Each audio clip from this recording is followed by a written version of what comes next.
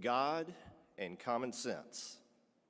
This is what will ensure American prosperity and freedom. Our great experiment in self-government has been preserved over time because of the enduring principles upon which the whole idea is based, that our rights are God-given, and therefore, it should be the role of the federal government to protect those rights, not to grant them.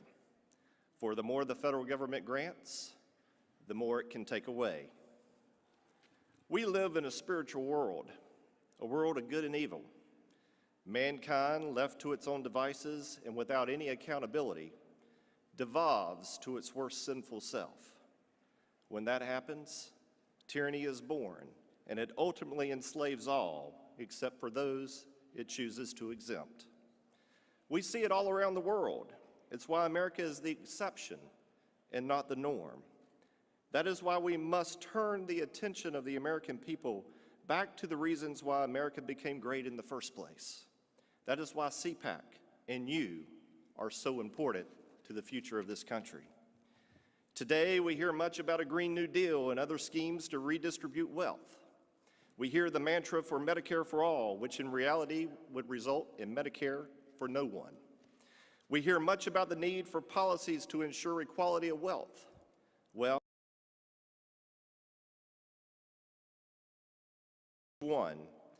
everyone is equally poor and destitute. In this country, put in place with the stated intent families that were on welfare 50 years ago are largely the same families struggling today. These are programs that have cost the taxpayers trillions with little to show for it. Common sense suggests that perhaps we should take a look at what has worked and discard what hasn't. The facts show that the two best anti-poverty and uplifting programs ever created were established in the Holy Scriptures. Those are the institution of marriage and work. History records that they have cost the American taxpayer nothing, generated wealth for those who abided by their tenets, and plowed trillions of dollars into the U.S. Treasury by virtue of their success. Yet the government discourages both.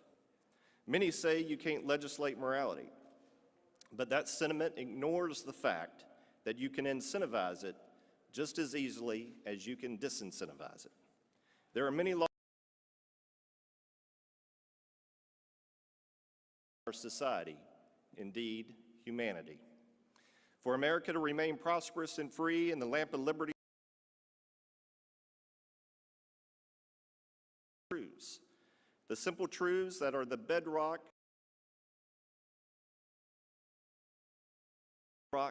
of America. It all starts with getting back to be here with you tonight, and I thank you for all you're doing to preserve the great principles that made America great. God bless you.